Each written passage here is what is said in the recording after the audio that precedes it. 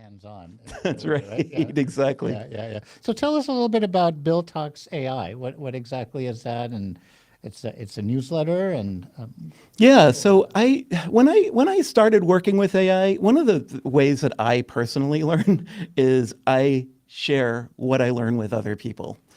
So I'll be talking at conferences, I'll be writing, and I finally decided to start writing about AI using my newsletter called BillTalksAI.com. So that's where I kind of share a lot of the things that I learn with other people. And you've seen it. I try to keep it fun and light and not too technical, so anyone obviously can. it's made an impact. You were invited to speak at the conference, and on a topic. And let me kind of see what the sorry, my thing went to sleep. So how I build training programs 3 times faster using AI. So it's not just about AI; it's a specific application of AI around what you do, which is educate people, create programs, training, videos, courses, and things like that. You want to tell us a little bit about that in terms of what you do and what you deliver, and then the challenges you were facing that AI helped you overcome in terms of delivering this product or this training? Yeah, I think about training as having sort of multi-steps, right? First, you have to define what it is that you're trying to accomplish, and what's the market, who's the market for what you're trying to deliver. And there's an element of being able to collaborate with AI and defining that a little bit further. When I'm working on training that's live with my customers, that's one thing, because I can just say, hey, here's this new thing that I just learned about, let's learn together.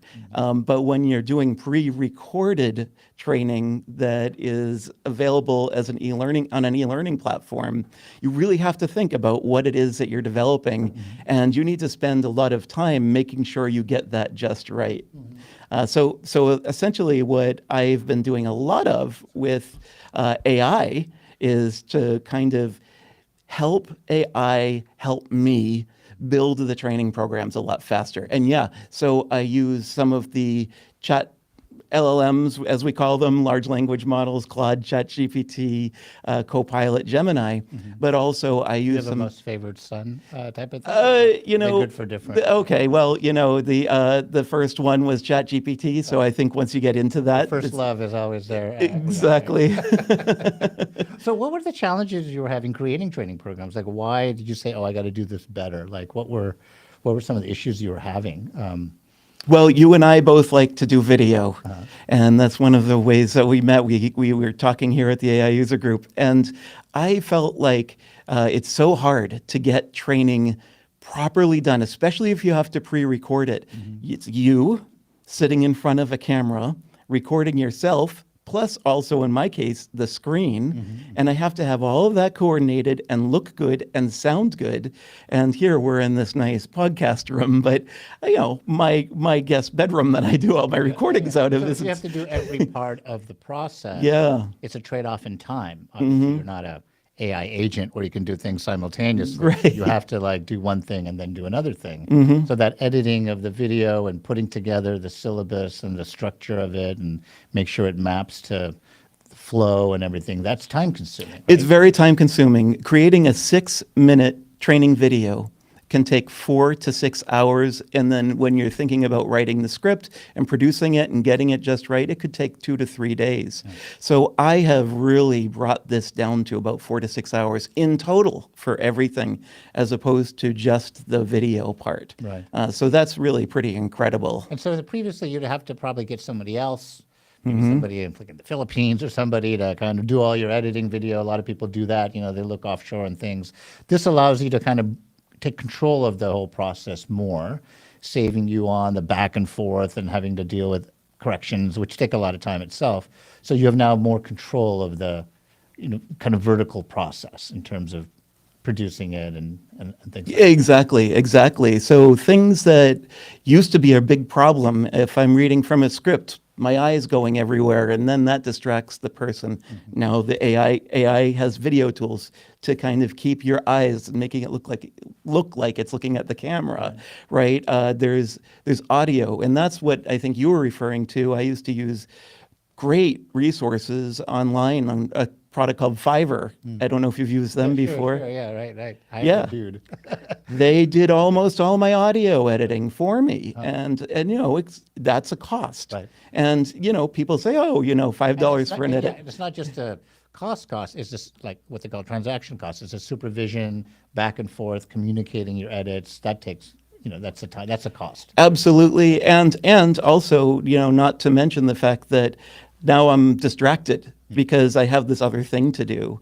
So what AI is bringing to me, what some of these new modern AI video editing tools are doing, is it's giving me a platform to do all of this by myself in one fell swoop. Right. I don't have to push things off to the side. I don't need to ask other people to help. I can get that done, and it's all authentically me still. So we're not talking about an AI bill on the Right. screen. So you could be what Sam Altman calls a one-person unicorn, right? Is that is that what you're saying? Like now you can do everything, right? So it's not just AI doing like one part of the process, right? It's like fits into so many different parts from beginning to end. Can you kind of walk us through kind of that beginning to end from concept to, delivery, commerce, if you will, that whole process? Take us through that step, and then where does AI fit in different ways in this whole process? Yeah, well, for sure, AI fits into every part of the process. It starts with the ideation. What is a training program going to look like?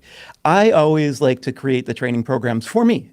So I want to make sure that if I develop this, and I'm happy with it, then I believe that my audience will be, because I feel like I know the people that are paying attention to my content. And so I want AI to help me, though, find the gaps. So what did I come up with in that training syllabus that's missing? And AI is really good at that. It's also really good at helping me fine tune. Sometimes I overthink things. Sometimes I create too much content, and it can help me pull back as well. And, AI is increasingly having a longer, what they call context window, right? So it knows previous conversations you had, in terms of other courses you've created, ideation, your research. It's kind of taking all that into consideration when it kind of gives you back, suggestions and advice on what to do, right? It's not one and done type of thing. That's So right. you're building a relationship in some sense, intellectually, creatively with AI. Yeah. Okay. So that initial part is a collaborative piece where I'm defining the content, where I'm defining the training. But when you get into scripting it, I don't know how many times someone's ever had to read from a script, but if you've ever had to create content before in front of a camera, you think you've talked for maybe 3 minutes, and all of a sudden you talked for 20 minutes. Right. My videos are consumable 6-minute pieces of material. That's important, right? You don't Yes. want to be too presumptuous in terms of people's time and stuff, right? And it's an insult to say, oh, you're going to sit through this for a whole hour or 2 hours or something, right? Yeah. That's right. And so What's the optimum time? 6 minutes, you think, in terms of, is that one module, and then you watch another one? So each module, or the entire course would be? yeah, so I break them out into modules, and then each module has some training elements inside of it. So we'll have a module. For example, if we just take the course that I'll be talking about in this event next week, it's called effective prompting. And so what I'm going to do is help people understand prompting. So there's a module around just the basics of prompting. There's a module around what is AI and how does it work. There's there's videos underneath there that are each 6-minute bite-sized pieces. And it's super important that each one of those pieces has its own standalone piece of content. So if, let's say, you're taking my course and you're going through 1, 2, 3, 4 videos, and then all of a sudden a big project just got dumped on you, and you say, I need to skip ahead a little bit, you can. Right. And it's all set up for Or that. if you get through 1 or 2 modules in one sitting, you get something out of it. It's not like you Right. have to sit through a 20-minute thing to get the punchline. Right? Exactly. Right. Yeah. So that's a way of thinking about chopping up knowledge, and AI helps you kind of do that. Right? Okay, so now you're in front of the screen, you're recording. Is AI helping you there in any way? Are you using like a teleprompter type of thing, or are you just kind of memorizing and winging it? How are you kind of like speaking in a kind of clear flow into the camera? It's going to depend on the training. So if there's one where I'm kind of really speaking with a slide on the screen, for example, there'd be a teleprompter kind of style situation going on there where I'm reading from it. But for the most part, when I'm doing the screen recordings, I have a script and then I try to hold to that script. And I give myself less opportunity to speak because pretty soon it will be over. 6 minutes is fast. Right. And of course, I'm going to make lots of mistakes. So this is where AI comes in first and foremost, is when I make all the mistakes, I can just do them, be totally fine with making those mistakes, and then I just finish recording and AI cleans up the mistakes for me. So this brings up, like the story of how we met. All right, so I'm going to kind of like, and it'll lead to a point and stuff. So I realized I was spending too much time behind the screen, and I said, "Oh, I got to go out and I got to meet people." So I go to meet up and things, and I see, all these different events happening in the San Francisco area.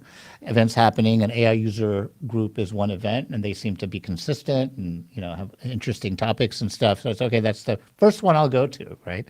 And so I come into their kind of beautiful offices here in downtown San Francisco on Mission Street, and then kind of come up. And as I was coming up the elevator, you joined me in the elevator, and we said, polite pleasantries, hello, how are you, blah, blah, blah. And we introduced each other. And then the event happened, which is really great. And afterwards, they feed us with pizza and soda pop and everything. And we got to talking. And I said, and I had my little camera because I'm starting to, video things. And I've always had my own challenges, like, I take a lot of video, but I have no time to produce it. And I complained about that. I said, I got a lot of backed up video and, I just can't break through that time log jam, right? And you said, I use this software, Descript. And I'll let you tell a little bit about it, because since you're talking about production. And, I said, that's fascinating. That's great. We chatted about it. Then I go home, I downloaded it. I tried using it. I said, this is wonderful.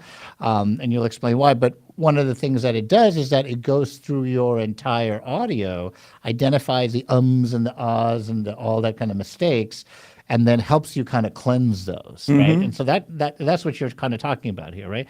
Can you explain a little bit about, what you thought of that moment? Because I thought we had something, a moment there. But then tell us about the Descript software. We wondered 100% we had a moment. Look at us. We're here talking now. We immediately hit it off, and it's been a great friendship so far. I really appreciate everything that you've done for me, Fal. And, it's been great having a conversation with you almost every week now, I think.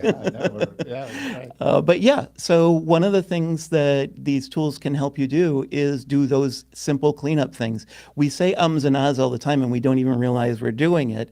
But also, I can really screw up a training. So a single recording could take 2 hours for a 6-minute video because I say the wrong thing, I stumble on myself, a notification shows up because I forgot to silence my computer, whatever, and they take a long time. So what's really useful here is that it can not only help me clean up the ums and the ahs, but can also find all of the distracting moments, all the times that I had to do retakes, and just get rid of those, push those to the side. I can always put them back if I want them. AI is not always perfect, but that already saves me time because it's just getting rid of all those bad takes that I had done. Just blooper reels or something. Exactly.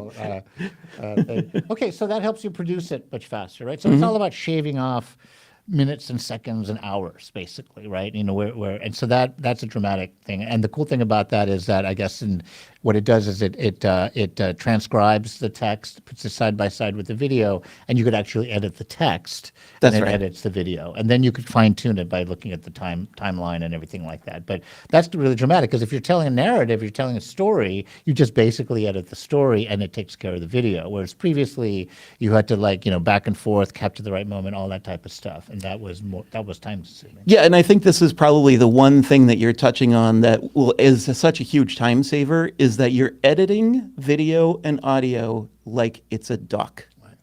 You're not editing this squiggly timeline that you see. Like it's a duck, meaning like a doc. Oh, a doc. like a Google Doc or a Oh, or a okay. Microsoft I Word heard duck, and document. I go, Oh okay. yeah, yeah. 'Cause there is a feature there called ducking inside. Oh yeah. No, we're not talking about ducking. Yeah, yeah. Walks like a duck. So you can edit that like a doc, Uh-huh. and you just simply say, you know what, I don't like these words. I can just cross them off. Right. I don't need to worry about editing some sort of a timeline which has all these audio, Right. nor it doesn't, doing that is not something that everyone can do. Right. There's professionals that know how to do that in Adobe Premiere and these other pro tools. But for me, I'm trying to just get my content out. I'm trying to just release Yeah. a training video. Perfect is the enemy of the good, right? Right, exactly. So I want the easy path that is still very professional. Yeah. Okay, so now you got your video produced, and then you need to distribute it, right? So you choose a platform. Tell us a little bit about that. What's your thinking in terms of what platforms do you distribute your content on? How do you kind of monetize? How do you get subscribers? Tell us about that part of it. Yeah, well, there's a few ways. One, of course, is I have a YouTube channel, and I also have my Bill Talks AI newsletter. But usually when I'm creating full course material, e-learning material, either I'm doing this for a company that asks me to put this together so that they can learn internally. And in that case, it's a contract, and we sign up, and we have all of the syllabus and everything set up so we know what that is going to be. Or I partner with another company called Go Skills, and Go Skills sells my training on their website, and that's what this particular So they prompting take course care is. of all the one they put it on their platform and marketing and promotion and things. Are you involved in that? Well, I guess you do your own marketing and promotion through social Yeah. media and stuff like that. I'm absolutely involved. I mean, it's still my work. My face is on the screen, so I'm going to make sure that it gets the right representation that I would like to have from my own brand.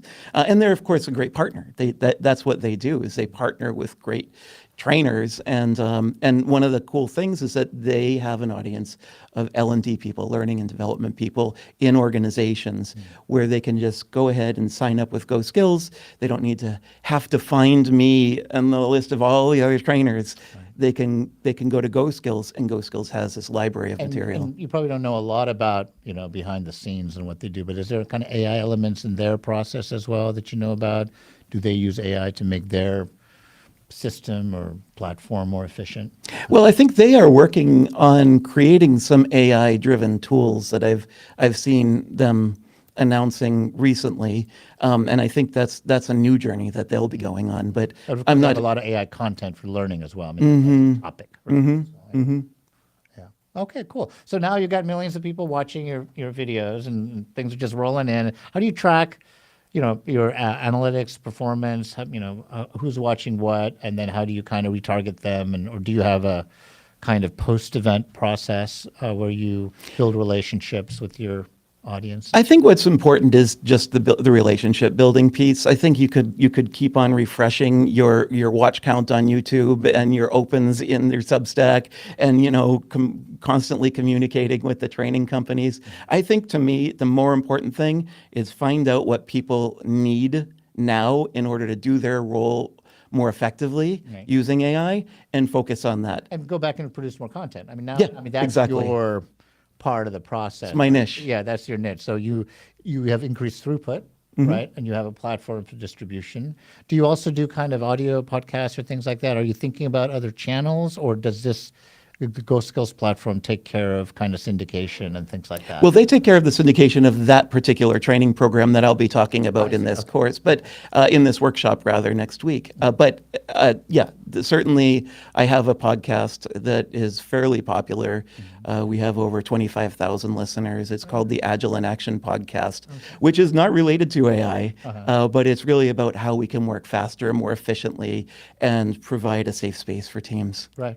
Interesting. And so, okay, let's talk about that a little bit. Like, what drives you? You said you were, you consulted on, what was it, project kind of management or different types of things. What got you interested in this kind of efficient processes and stuff that made you look at whatever you're doing, that, oh, there's an AI element to this? Like, what in you would drive you?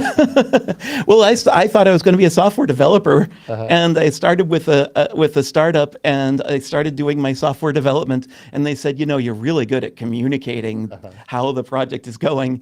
better than you're actually doing software development. So I got into product Took that as a marketing. compliment, right? Yeah, no, it was fair. Right, So I got into product marketing. Okay. And then I got into release management and what I guess we'd call today technical program management. Right. And a lot of that kind of allowed me to kind of straddle technology and know what's going on over there so I can stay up to date and keep up to date on these new technologies. So I'm very much an early, user of a lot of these AI has products. the possibility of changing that as well, supply chain, procurement, delivery, DevOps, a whole range of different things. And just so happens this particular case, you're talking about creating your courses and stuff, but there's a whole huge impact, right?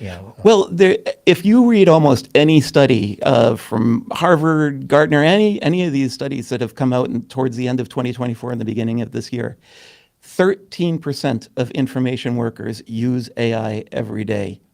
13%. That number, everyone else is getting a plus $20 or $30 or $40 addition to their Microsoft Office or Google Workspace to purchase ChatGPT. And CEOs, CFOs are going, how come AI can be more efficient, but only 13% of you are using it? Right. So there are a lot of people that need to know these basic skills. And so that's what's driving me right now. Yeah, so there's a lot of headroom here, which is really funny because I have a high school, a kid, child and stuff, and so and he's always like, "Hey, Dad, can I use ChatGPT your account?" And I said, because I don't want to get him his account, too early, like getting a driver's license type of thing. That's okay. And so then he's saying, oh, in school, they actually discourage them to use ChatGPT, right? And right in a way, rightfully so. You don't want to kind of outsource your thinking too early, right? You want to learn basic skills and concepts and grammar and how to write and stuff. But then when you get into the workforce, as you said, the CEOs are going, well, we got to use this stuff, right? Because time is money, right? And so is there a disconnect here? Or maybe there's a kind of breaking point where we're not training people in the proper way, almost negating them and then expecting them to know when they're in, and that's the education process. And do you think, now they're talking about AI educators, right? Like AI as a teacher, right? And then the in-class teacher would be there to work with you on your homework, but you're doing a lot of your learning from the AI. So that's kind of changing. Can you talk a little bit about, that disconnect between telling our young people, you shouldn't use it because you need to learn basics, and then expecting them to use it when they get to the workforce? Well, I think one of the things that makes AI a little bit harder for some people to gather and understand is because, when Microsoft Excel came out, I was there for that. It used to be Lotus 1, 2, 3. That's when I was growing up, and then all of a sudden Excel came out and it changed the game with all their formula capabilities, this visual interface, the ability to do scripting, and let me just tell you, everyone adopted it because they saw the value in it. AI can do so much, it's almost hard to tell what the value is. And when it comes to training, one of the biggest unlocks with the training course is that you could actually ask AI to create a training program for you. You could say, I've never gardened before, so let me get a gardening course, and it will teach you that. And so same thing with school. That's students. where the prompting comes in. Yeah, but that's where prompting comes in. And if you don't understand how it works, you might get bad results and go, oh, this thing is no good. So that's where I'm focusing on, is helping people get the value out of it. And I think from your perspective, asking kids not to use ChatGPT or to use ChatGPT and having this sort of divergent thought, listen, I think that we all learn in different ways. And, maybe I go to 10 websites or maybe I get it summarized. Do I think that it's a good idea to have AI just answer all of your questions for a quiz? No, I don't think that's a good thing, because then I don't know if you've retained the knowledge. Do I think people should be able to use it as another way to gain knowledge? Yeah, absolutely. Yeah. Yeah, because he's doing like trig and pre-calc. That stuff had made my head spin then, and now it's like it's Greek. So then he just takes a picture of it and then puts it on ChatGPT. It solves it and walks you through it. And I go, oh, okay, now I get it. So there's you have to be, I guess you have to train people, raise people to want to learn, right? And not just kind of take it passively, right? So be an active learner, that iterate the prompts, be able to kind of get it to a point where you've actually had your input. There's a kind of creative element to it. Yeah, I'm fully aware that there are people that take my training courses either online or live, that they are being told by their manager. They'll tell me, like, I'm here because my manager told me to take the class. Right. But my hope, my aspiration is that I give you some ideas and concepts that you can really take away and use, right? And that you actually got value out of it rather than checking the box because you said you went and took the course. Yeah. And I think that's what's so important about this is to not treat AI like we're not gatekeeping things. We're not trying to make it seem complicated, even though it's a complicated technology. There's a way that you can learn and understand how to use this and be more effective with it. And that's really what I try to focus on. Yeah. And so, kind of like that's kind of wrapping up here with great conversation, by the way. It's for my first time. I'm really actually enjoying this. Thank you for this, being a wingman on this journey. Yeah, thank you. Right? Yeah, so this is great. So, looking at the other side of the employment spectrum, say older workers, right, who are now facing an uncertain job market, maybe kind of in layoffs. I'm actually also a career coach. And I'm seeing a lot of mid-career, then definitely late-career people concerned, right? Especially as layoffs happening, employment in the age of AI, that kind of fear and uncertainty. Seems like courses like yours, which basically say, you just have to have curiosity. You have to just kind of jump in, get hands-on. What do you say to those workers who are now kind of saying, "Oh, what do I do? Like I've worked here for 20 years or whatever, and now I have to." I'm expected to do something new. What I tell everyone is that you have a craft. You've learned that skill over the years. And that skill set, that capability that you have, that's something that took you a long time to build. And no one's going to go into AI and just say, oh, let me just see how a biochemist does their work and become a biochemist, right? It's just not how it works. So your capabilities and your skills matter very much. And what you're doing now is using AI as your companion to help you do more work more effectively.